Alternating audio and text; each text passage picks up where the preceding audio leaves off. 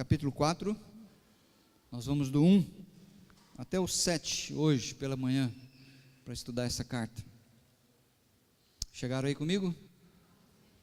Deixe-me ler com você o texto. Talvez sua versão seja um pouco diferente da minha, mas a palavra de Deus diz assim: portanto, meus irmãos, a quem amo e de quem tenho saudade, vocês que são a minha alegria e a minha coroa, permaneçam assim firmes no Senhor, ó amados. O que eu rogo a Evódia e também a Sintique é que vivam em harmonia no Senhor. Sim, e peço a você, leal companheiro de jugo, que as ajude, pois lutaram ao meu lado na causa do Evangelho com Clemente e meus demais cooperadores. Os seus nomes estão no livro da vida. Alegrem-se sempre no Senhor. Novamente direi, alegrem-se. Seja a amabilidade de você em Cristo Jesus. Amém? Hoje eu quero falar com vocês sobre a importância da união na igreja. Sem união não há paz. Não há paz. Se não há união entre o povo de Deus, não tem como. A gente pode cantar isso, a verdadeira paz que eu sinto na minha alma, mas é tudo balela, mentira. Sem união não há paz. E nós vamos aprender isso hoje à noite. Lá no Velho Testamento, o Salmo 133, o salmista disse: como é bom e agradável que os irmãos vivam em união. Por que ele falou isso? Porque ele sabia que sem união não há paz na igreja. E quando não há paz, o que se estabelece é guerra, é briga, é inimizade. Isso é verdade na igreja, isso é verdade no casamento, isso é verdade na sua empresa, onde você trabalha, na escola onde você dá aula. Sem união não há paz. Eu fiz uma recapitulação com vocês na semana passada, rapidinho. Quando é que nós vamos ver o progresso do Evangelho na igreja e também em nós? Quando nós aprendemos a cultivar amor pela igreja. Você precisa aprender a cultivar amor. Quando eu digo aprender a cultivar amor pela igreja, eu não estou falando para você ter amor pelos tijolos, pelas luminárias, pelo espaço físico. Eu estou falando que você precisa aprender a cultivar amor pelo Ademar, pela Maria, pelo João, pelo Eurípides, pelo Jatobá, pela Ana Maria. Igreja é o povo, e nós precisamos. Eu escuto muito isso: não, mas eu amo a igreja. Não, mas por que você não está aqui então? Dou certo com o seu Ademar não. Então você não ama a igreja, você ama o espaço físico. Então nós precisamos aprender a cultivar amor pelas pessoas. Quando nós aprendermos a reagir de uma maneira positiva às adversidades, Paulo falou isso: aquilo que acontece com o crente tem um produto positivo nas mãos de Deus, e Ele pode nos abençoar nesse sentido. Quando nós aprendermos o valor da humildade, num grupo, quando maior for o grupo, mais cresce a expectativa do orgulho, do egoísmo. E Paulo deu o exemplo de Jesus, que embora sendo Deus se fez homem. Então nós precisamos aprender o valor da humildade. Nós vamos ver também o progresso do Evangelho na igreja, na nossa vida, quando nós aprendermos a ser obedientes à palavra. Realmente baixar a cabeça e dizer: Deus, é assim que o Senhor diz, é assim que eu vou fazer. Não importa se doa, é assim que eu quero viver, para a glória do Senhor. Crer e observar tudo quanto mandar. É isso que o fiel precisa aprender. Quando nós trabalharmos de forma abnegada, renunciada, querendo realmente promover a glória de Deus, não para ganhar aplausos.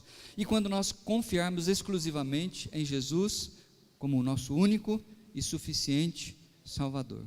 Lembra bem disso: salvação não é que Deus fez algo por nós e nós devemos fazer algo para Ele. Isso não é salvação bíblica. Salvação bíblica é que Deus fez tudo por nós, e nós precisamos apenas confiar que Ele se fez homem, morreu na cruz do Calvário, pagando por todos os nossos débitos, toda a nossa dívida, porque nós não tínhamos condições, não temos condições de pagar essa dívida. Por isso a Bíblia em várias passagens diz que a salvação é pela graça. Graça é um favor. Hoje todos vocês estão convidados para comer um churrasco de graça. Amém? Amém não. Vocês pagaram 10 conto. Então esse churrasco não é de graça, houve um custo.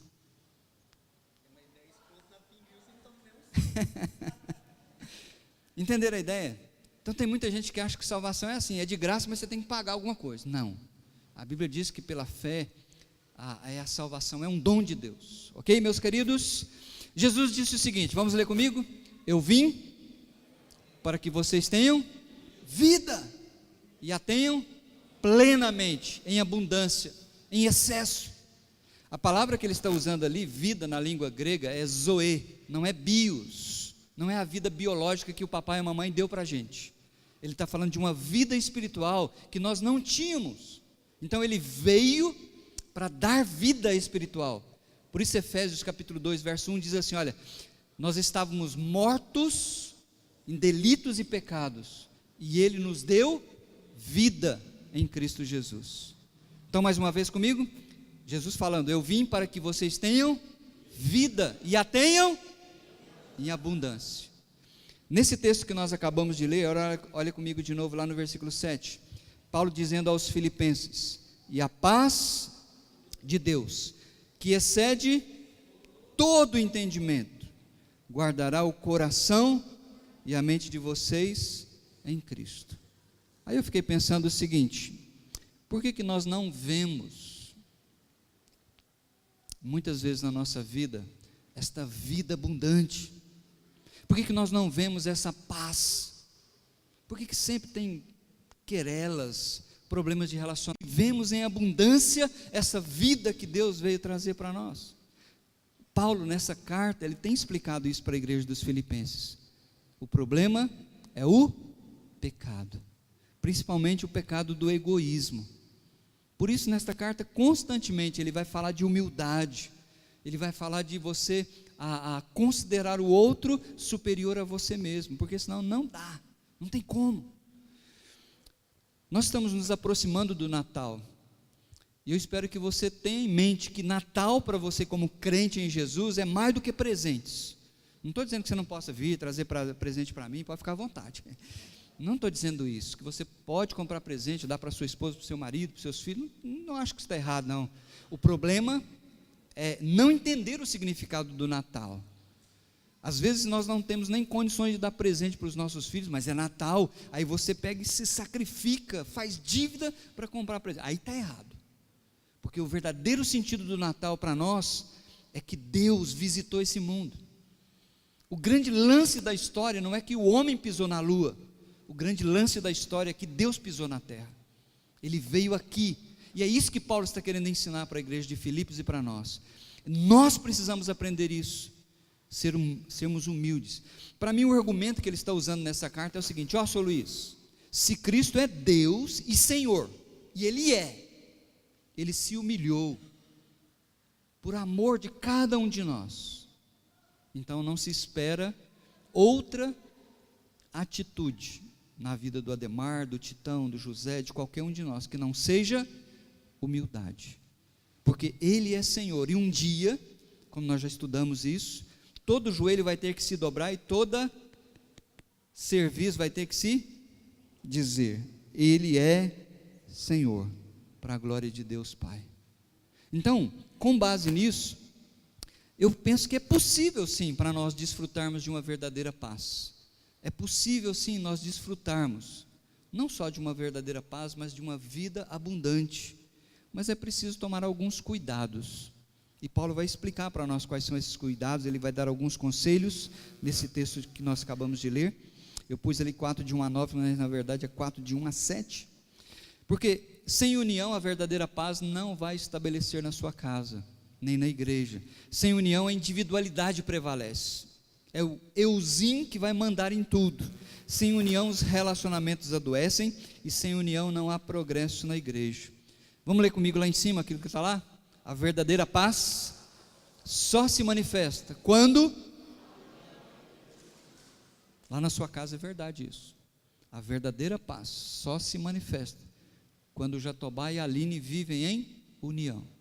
Lá na casa do Titão, a verdadeira paz só se manifesta quando o Titão e a Titel vivem em união. Caso contrário é briga, caso contrário é inimizade.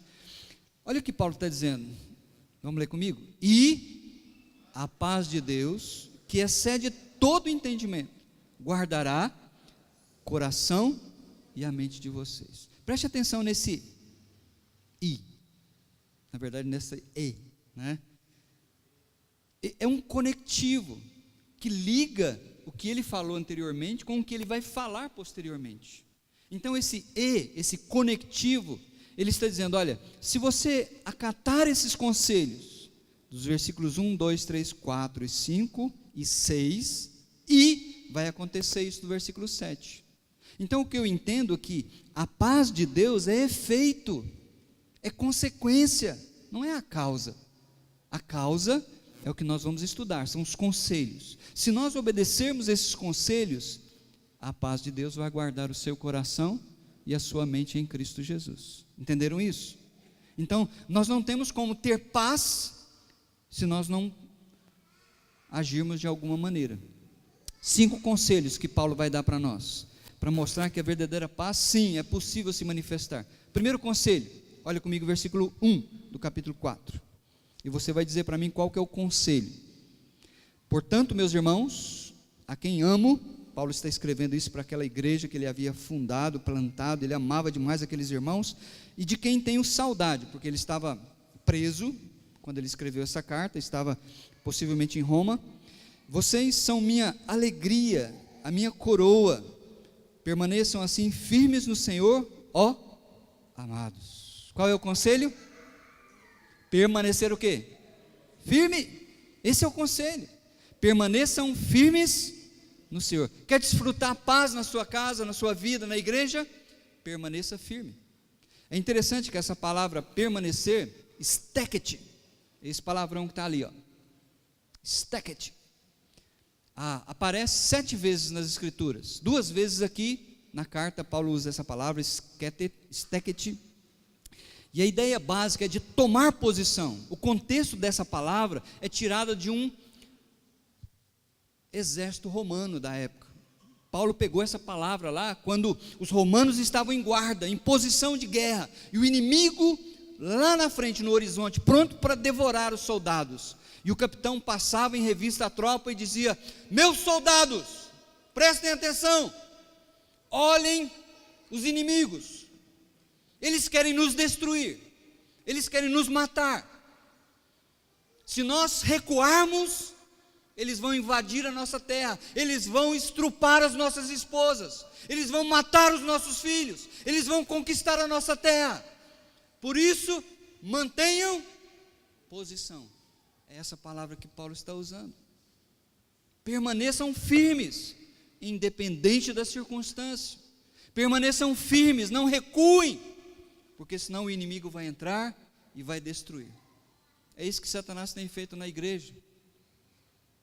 Em vez de nós mantermos posição, andarmos de acordo com aquilo que nós já conquistamos, nós temos permitido que o inimigo entre e cause um rebuliço muitas vezes entre nós, por murmuração, reclamação, uns falando mal dos outros, uns reclamando porque aconteceu isso, não aconteceu aquilo. Então Paulo está dizendo: permaneçam firmes, tome posição, não recue, não desvie, porque o inimigo quer destruir você, o inimigo quer destruir a sua família. Você precisa permanecer firme. Nós já temos estudado nessa carta que Paulo está falando de perseguições que vêm de fora. Filipos, a comunidade de crentes em Filipos era uma comunidade hostilizada pelos incrédulos. Mas Paulo está dizendo, olha comigo no capítulo 1, verso 27, ele usa essa palavra de novo, stekete, permaneça firme.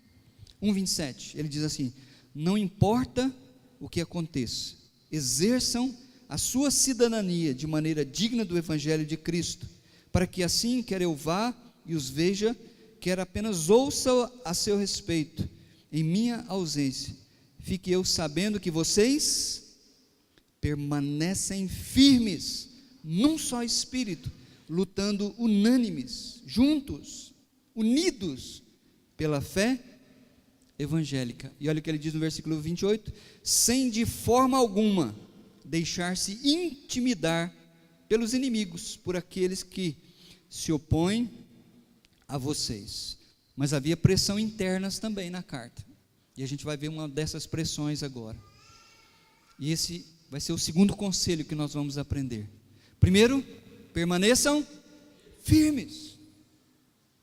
Não recue. Se você chegou até aqui, o final está muito perto. Não recue. Amém? Segundo conselho, ele está dizendo o seguinte: procurem reconciliação. O que é reconciliação? O que é reconciliar?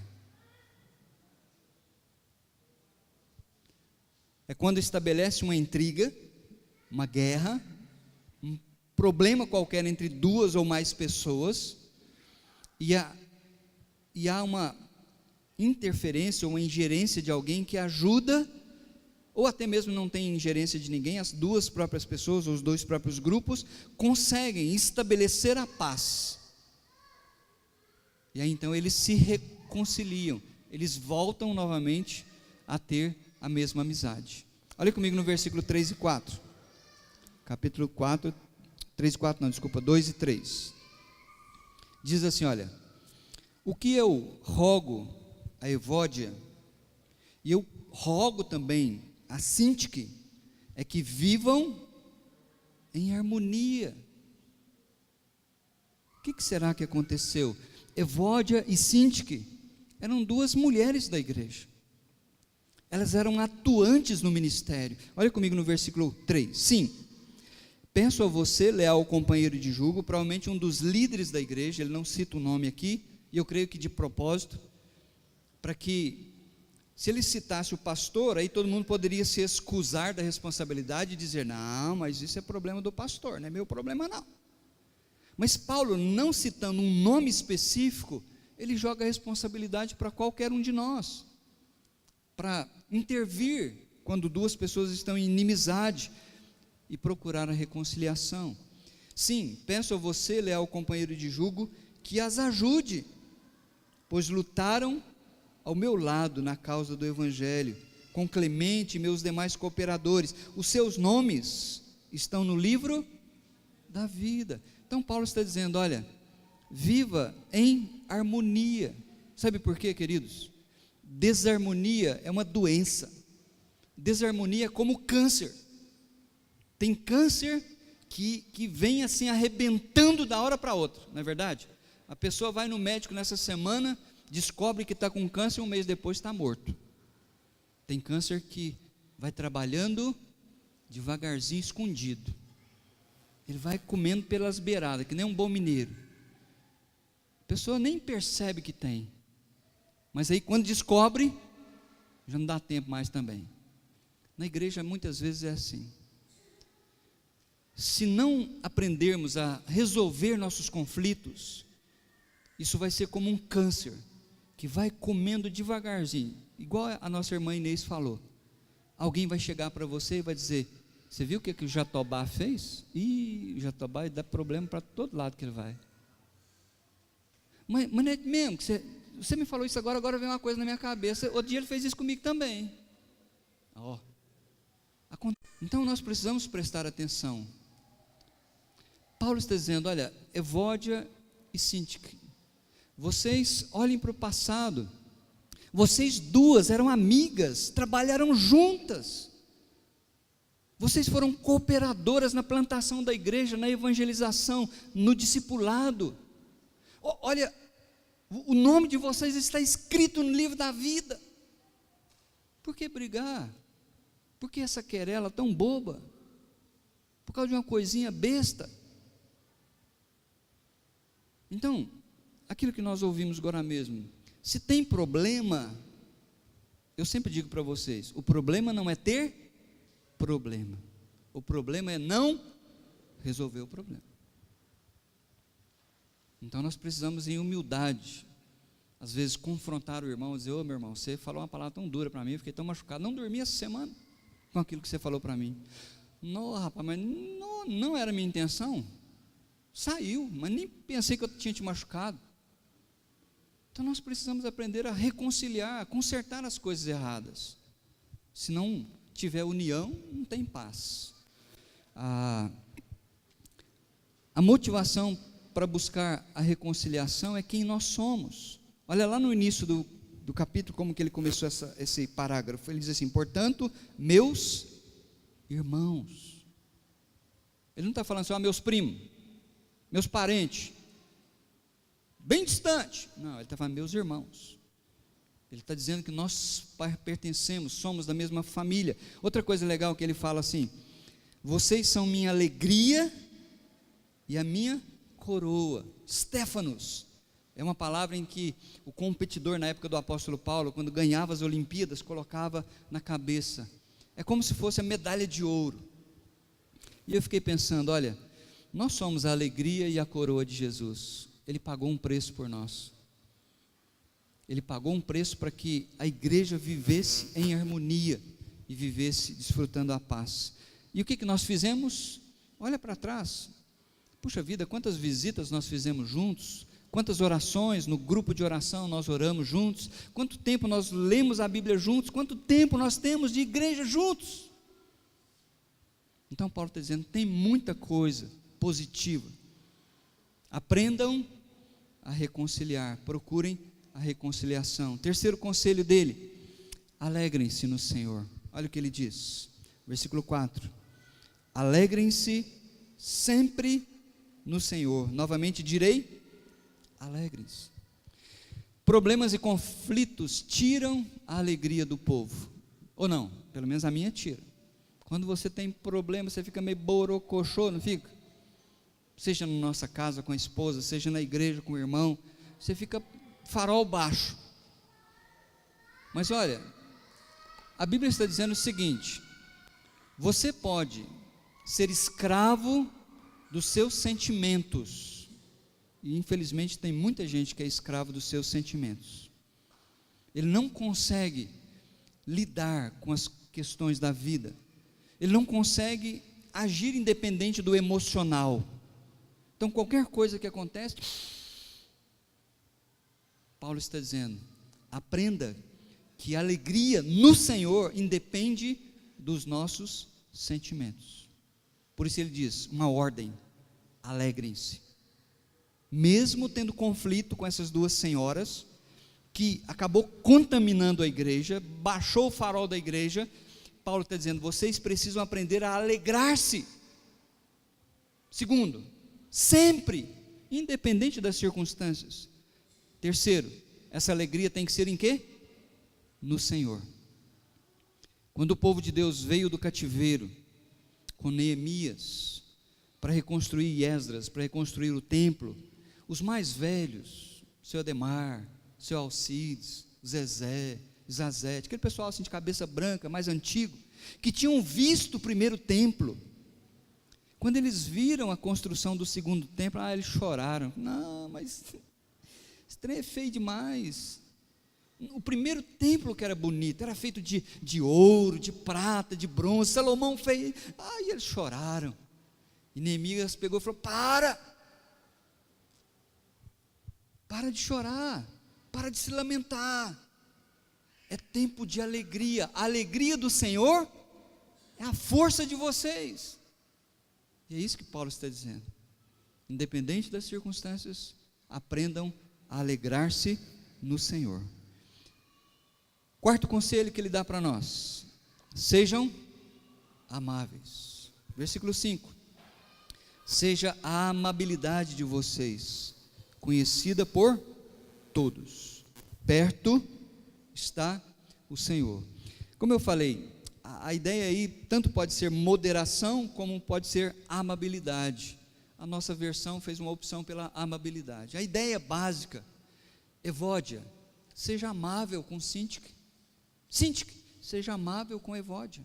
Aprendam a ser amáveis uns com os outros. Às vezes o seu projeto precisa ser engavetado por um tempo. Às vezes a assembleia não aprovou o que você queria. Não é motivo para você sair daqui bravo, magoado e xingando a igreja porque ela não apoiou o seu projeto. Seja amável. A ideia da amabilidade é ter equilíbrio racional e emocional. É ter o equilíbrio para agir. A gente não pode ser que nem montanha-russa. Tem crente que é igual montanha-russa. Quando tudo vai bem, mas de repente ele está lá embaixo, no vale. O que aconteceu com o indivíduo? Mudaram-se as circunstâncias, ele mudou também. Não pode. Eu não posso tratar o jatobá bem apenas quando o jatobá me trata bem. O Senhor Jesus nos ensinou uma lei áurea, que assim como eu quero ser tratado pelo jatobá, eu tenho que tratar o jatobá, independente se ele vai me tratar bem. Entenderam isso? Se eu e você praticarmos isso nessa igreja, se a gente aprender a ser amável, a tratar os outros da maneira como nós gostaríamos de ser tratados, tudo vai mudar, tenho certeza disso. Se nós tivermos a atitude certa, coração, isso vai nos levar a uma ação correta. É isso que Paulo está querendo de cada um dos crentes lá. E a razão teológica que ele dá, ele diz assim: seja a amabilidade de vocês conhecida por todos. Qual é a razão que ele dá para isso? Perto está o Senhor. Tem duas possibilidades nesse perto está o Senhor. Em primeiro lugar, é a ideia da presença de Cristo na igreja. Lembra de Apocalipse? Quando João teve uma visão de Cristo, entre os candelabros, andando entre os candelabros ali em Apocalipse simboliza a igreja, e aquele que está andando entre os candelabros é o Senhor Jesus ressurreto. Então Paulo está dizendo: olha, Ademar, quando você tem conflito com Orlando, e não resolve esse conflito, isso vai alastrar como um câncer nesta igreja, e vai entristecer o coração do Senhor da igreja, porque o Senhor da igreja está entre nós. Mas há uma segunda possibilidade, é a possibilidade da volta do Senhor Jesus. Cristo está perto, e Ele vai trazer à luz, julgamento, todas as coisas. Então nós precisamos aprender a ser amáveis uns com os outros. Por último, quinto conselho dele: confiem no Senhor. Pode parecer que não tem nada a ver com confiança aqui, porque no versículo 6 ele diz assim: olha, não andem ansiosos por coisa alguma. E o contexto ainda é relacionamento, e quebra de relacionamento traz ansiedade no coração. Mas Paulo está dizendo: não andem ansiosos de coisa alguma, mas em tudo, pela oração e súplicas, e com ação de graças, apresentem seus pedidos a Deus. A ideia é que Deus está no controle, mas isso não pode ser só da boca para fora. Eu e você, como crentes, precisamos entender que toda e qualquer circunstância está nas mãos de Deus. A ansiedade ou preocupação é a mesma coisa, é você sofrer antes da coisa acontecer. Então você fica rasgado entre aquilo que vai acontecer e o que está acontecendo hoje. É a ideia da palavra ansiedade. O seu coração fica dilacerado, você sofre, e às vezes nem vai acontecer o que você está pensando que vai acontecer. É por isso que Paulo está dizendo: olha, você não tem condições de controlar o tempo e nem a história, mas tem um que tem. Então o que você precisa fazer? Em vez de ficar ansioso, coloca nas mãos dele, através da oração, através da súplica, com gratidão. Isso é confiar no Senhor, porque Ele é maior do que tudo e todos, e é por isso que nós também cantamos: quão grande é o meu Deus. O pecado da desunião, meus queridos, tem provocado desarmonia entre os irmãos, e isso é muito triste. Ontem, no casamento que a gente estava realizando, os pais do noivo tinham dificuldades de relacionamento. Que coisa triste. As fotos deles com o casal vão ficar para os filhos, para os netos, bisnetos. Já pensou quando o netinho pegar a foto do vovô e da vovó?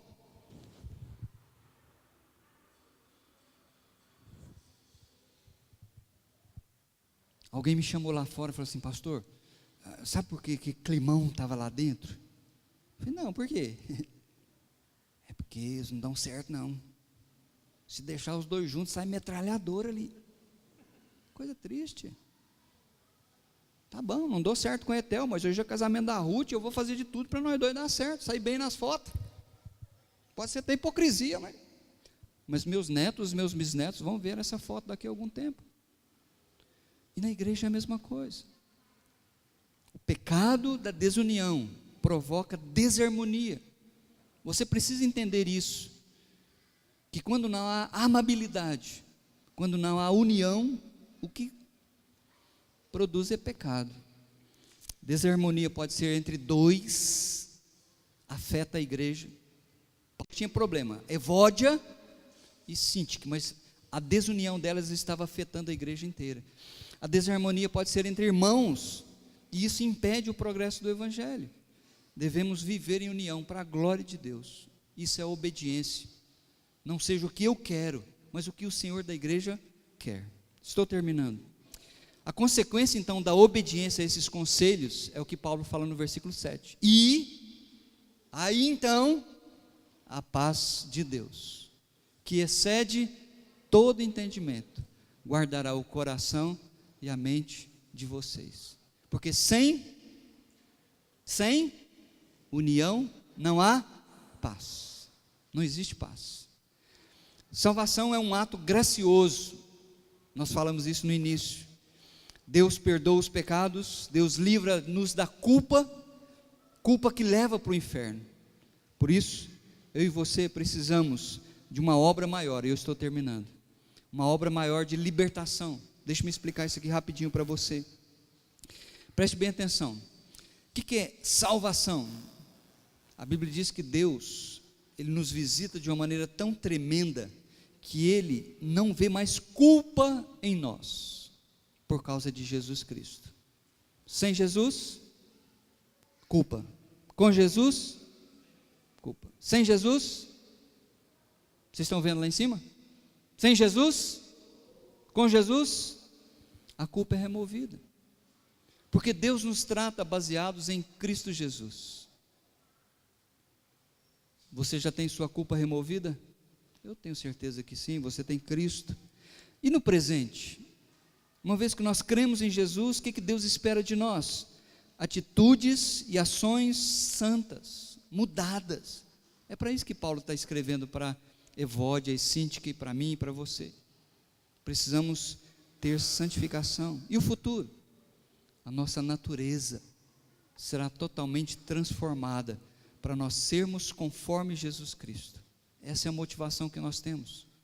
Então Deus quer não só nos livrar do inferno, mas Ele quer tirar o inferno de dentro de nós. Ele não só quer nos perdoar os pecados, mas Ele quer tirar o pecado de dentro de nós. Tem crente que vai para o céu, mas está cheio de pecado no coração, porque não deixa Deus trabalhar na sua vida. Tem crente que vai para o céu, não vai para o inferno, mas a sua vida é um verdadeiro inferno.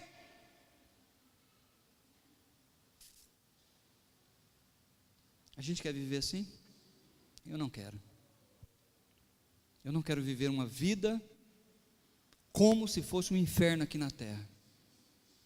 Vou para o céu? Vou, porque salvação é pela graça. Não paguei nada. Ela foi me dada, acreditada, pela única, exclusivamente, graça e benevolência de Deus. Mas tem tanto crente, infelizmente, que vive como se fosse incrédulo. Não pode ser assim entre nós. A gente precisa buscar graça, misericórdia, o poder do Espírito Santo. A gente precisa se colocar diante de Deus. Deus, preciso da sua ajuda.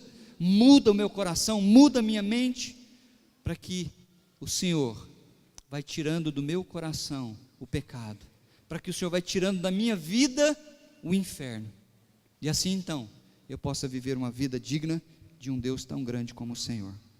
E a paz de Deus, consequência, e a paz de Deus, efeito, guardará o coração e a mente de vocês em Cristo Jesus.